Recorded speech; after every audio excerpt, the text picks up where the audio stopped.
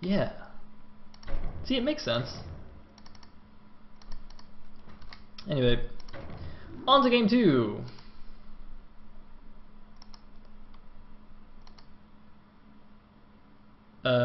Which is gonna be on Jade. We are Winners League format, so Napoleon will stay, heroes will be replaced by some other Chinese dude. And here we go.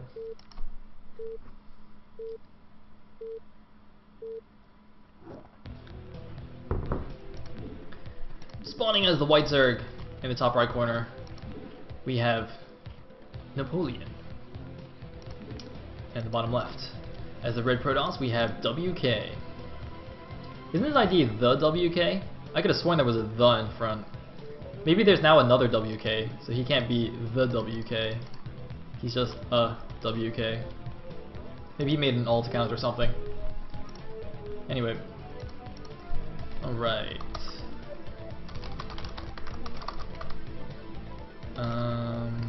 WK.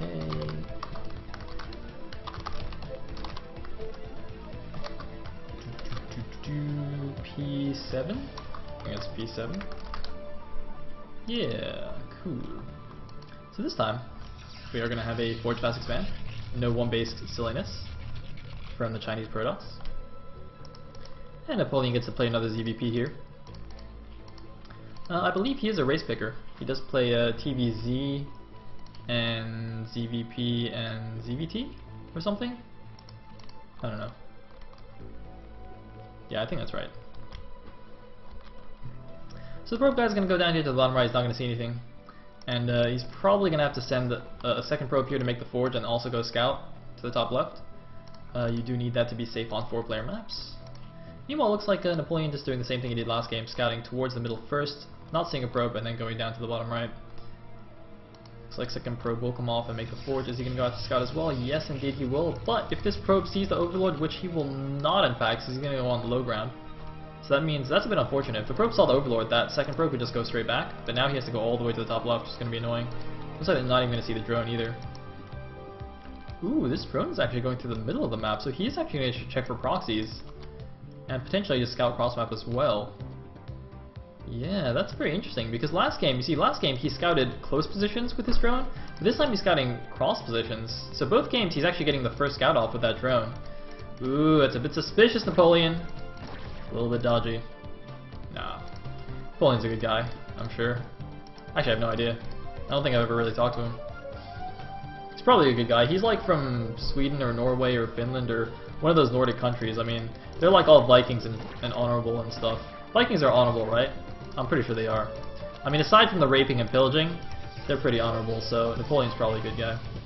Anyway, we're gonna have Forge Nexus, because he did see the 12 hatch with his probe.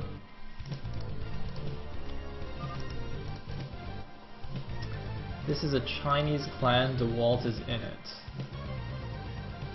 I don't know what that means. I don't know what that's referring to. What? What is he talking about? I'm so confused! Wait, DeWalt can't play for Team China because he's on reps. So I don't know what this guy's talking about. Anyway. I'm not gonna D&D though. D&D is for losers, it's for chobos. Real men don't D&D and just stream. Just get all kinds of random shit. Unfortunately, Steve Man got banned. For anyone who didn't know, Steve Man, his true identity was actually discovered. And he was perma-banned from Team Liquid, which is quite funny. I don't know what has become of him. I mean, you can't permaban him from the servers though. He could be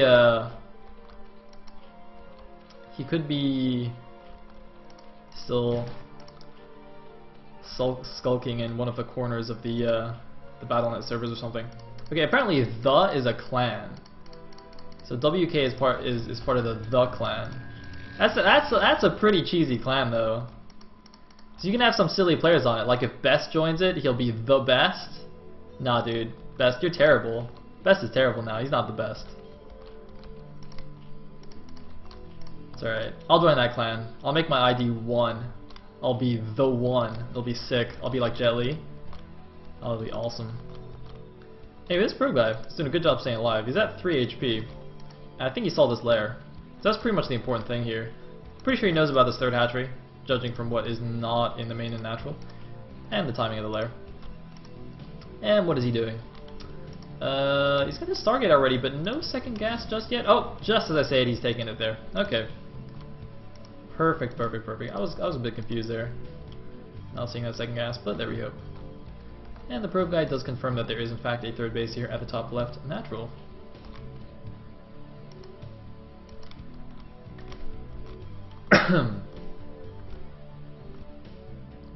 It looks like some Ling's gonna try and intercept the probe and just completely not do it right.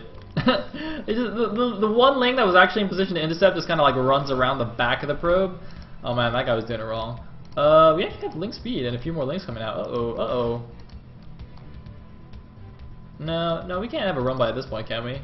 I mean, the walls at the bottom left and the top right on Jade are just so ridiculously tight and easy to make that that it doesn't really make sense to try a Ling run by.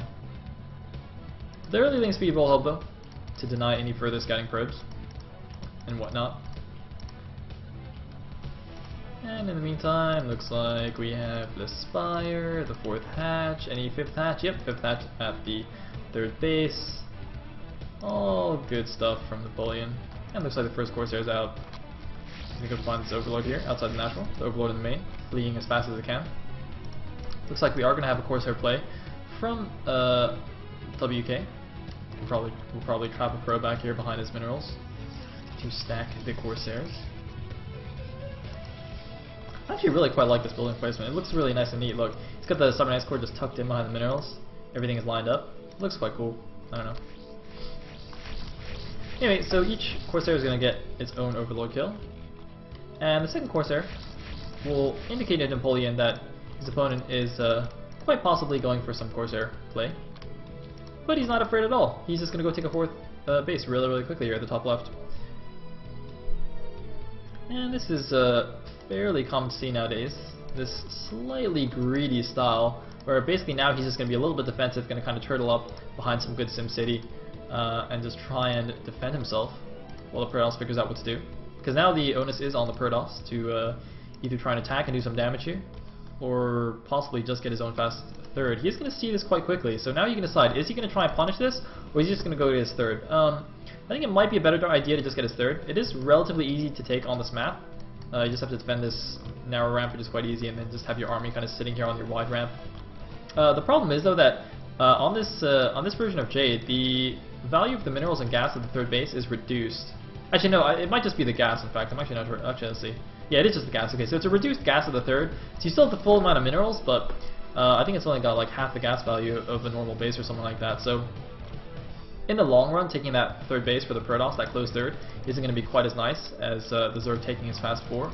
So it might be a better idea to punish that base. But actually, it looks like we are going to have a very fast second forge here from the Protoss, and that definitely indicates a more long-term game plan. And as we can see, there is a probe actually here about to make the 3rd Nexus. It should be making it now. Yep, there it is. So he just got a little bit confused. While a few speed lots do poke out here, they do have +1, so they are going to be quite good against against most things, in fact, as we saw last game. +1, or speed lots by themselves are quite good, and +1 speed lots are even better. And looks like actually he might find a weak point here with only 1 Sun Colony at the natural, but no, it looks like enough units are here that WK is going to back up. And the thing is, he only had 8 Zealots in total. I think he lost 1 there. So this attack wasn't really designed to kill his opponent. It's just kind of putting on a little bit of pressure while he gets his 3rd base up. He doesn't want Napoleon to feel too comfortable and just drone up freely.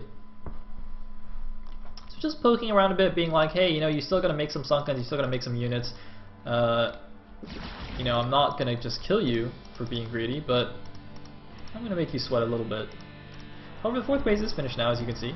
Well, the 3rd of the Protoss not quite up yet, and some Scourge are going to poke over here. You're going to see what's going on. And I think Napoleon's probably quite happy about this. So, I mean, he basically, by taking that 4th base, he's saying he wanted to play a longer game. He wanted to eco up a little bit, and WK was fine with that. So Napoleon's like, alright, so we're playing my game, we're doing what I want. And in fact, he's going to go for a pretty quick Queen's Nest here. Wow. He's going to go straight up to Hive Tech. Getting a second Evo. Actually, what is he getting from his first Evo? He's actually not getting any upgrades yet. I guess he's using all his gas to tech up and just get units. Doesn't have gas for the upgrades. Meanwhile, DT's going to sneak out the bottom, but not going to do too much. And we are going to see melee attack, most likely in Carapace, when he can afford it. Carapace is a little bit more expensive. But that's generally what you see when you go for a... Whoa. hold that thought. A little bit of aggression coming out here from Napoleon. I don't think this is going to do too much, but again, this is very similar to the Zealot attack earlier. It's just kind of pressuring his opponent a little bit, poking him a little bit, scaring him, just keeping him honest, basically, so your opponent doesn't get too greedy and skimp on too many things. But in the meantime, these Corsairs, though, looks like 5, 6 Corsairs with +1 attack, gonna fly around and pick up some Overlords. Some Spore Colonies are gonna have to be thrown down, I think. One Spore Crawler, Spore Colony in each wall is probably ideal. He also has to be very wary of DT drops at the top left main. It's a very common trick by the Protoss. Not really a trick, but I guess a little tactic by the Protoss. Whoa! Gotta be careful about this, though. Does not want to lose these Corsairs. These guys are giving him free Overlord kills so far, supply blocking Napoleon. But yeah, you know, this top left base is quite vulnerable to DT drops. There's a lot of space here at the bottom that doesn't have any vision. A shuttle can easily just meander over there and drop some DTs. The main base is also a nice target for DTs, but in this case, since they're cross-map, it's a little bit further away, a little bit harder to do. But the Corsairs doing a good job. Going to keep the Overlord count low. Looks like a large number of Overlords were made, though, to keep Napoleon in the positive supply.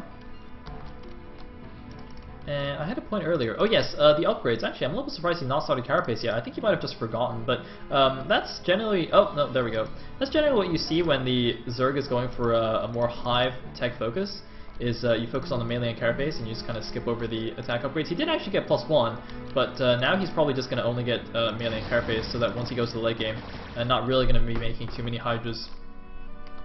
Going to focus on Lurkerling Ultra Defiler.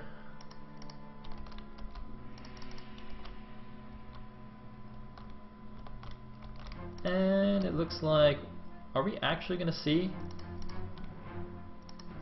a 6th base already? Wow. Wow, Napoleon. I like it! I like it. This is exactly how I play PvZ. It's like, make more bases, man. See, the principle is, right, if you make enough bases, you just, eventually your opponent, even if he's killing your bases, man, you just expand faster than he can kill him, right? It's like the perfect strategy. If I build more bases than you can kill, then I'll always win. It's genius. Anyway, this somewhat hidden expo by WK at the bottom right is going to get spotted by these links. That's a bit annoying. And it's very interesting. So, WK is like, I'm pretty sure he saw this base. He sees this base now with this DT. It's going to get taken down. Oh, is it going to get taken down? Yeah, it is.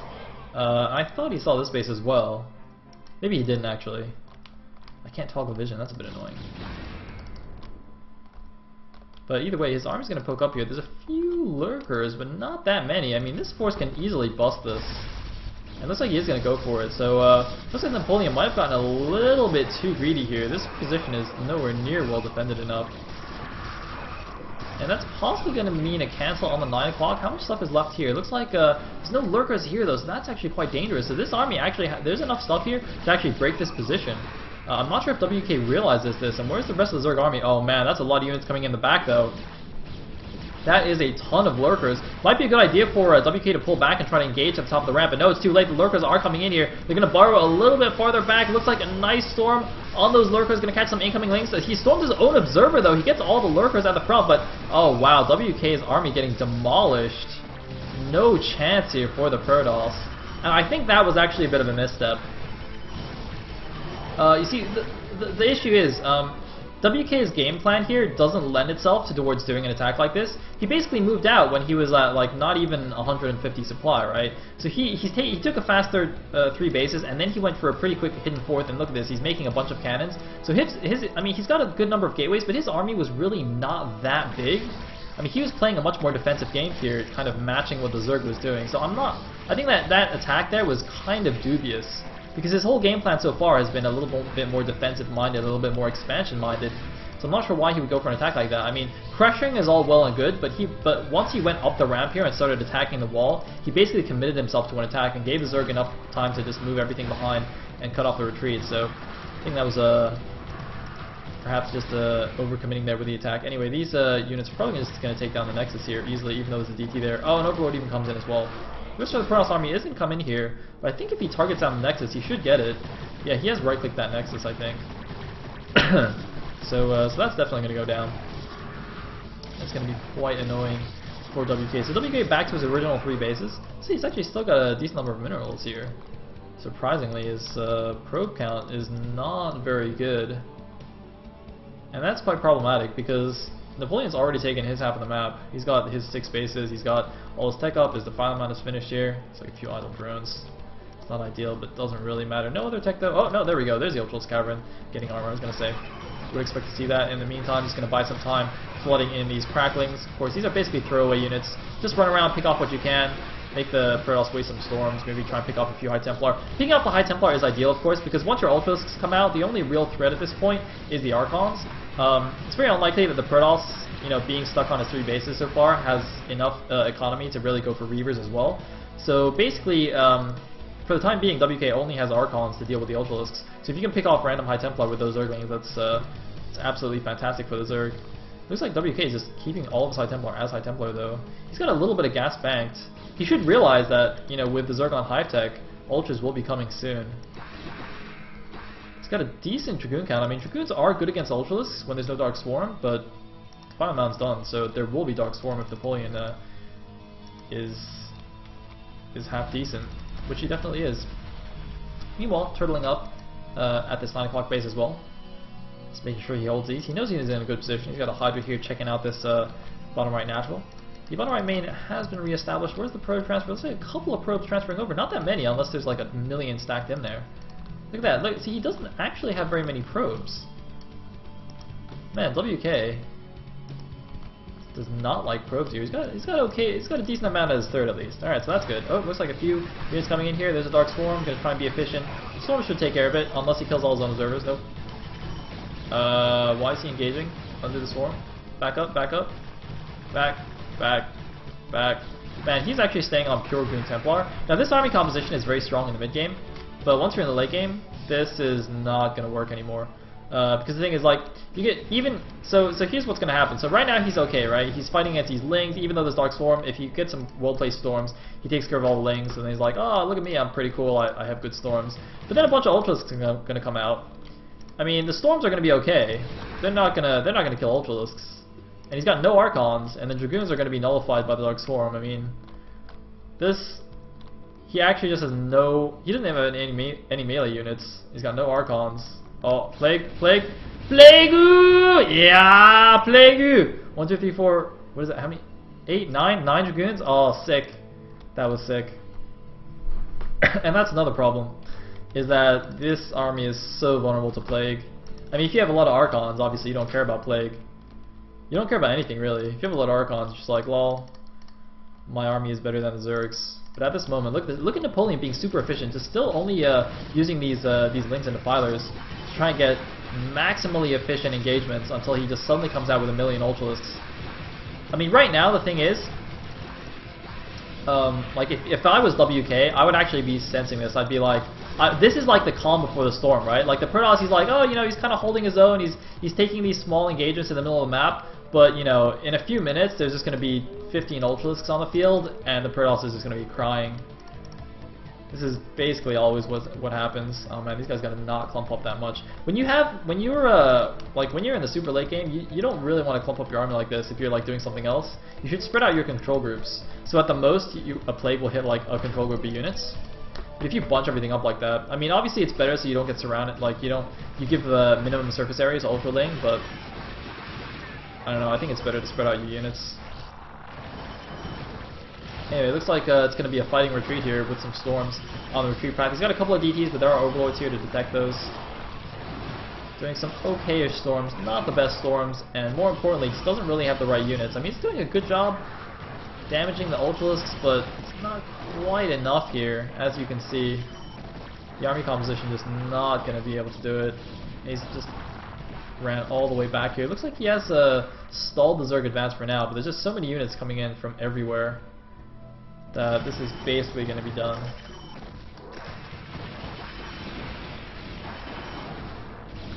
And this could be the final battle here. Nice little square of cannons here. It's like turret defense, or cannon defense, but GG from WK, and Napoleon,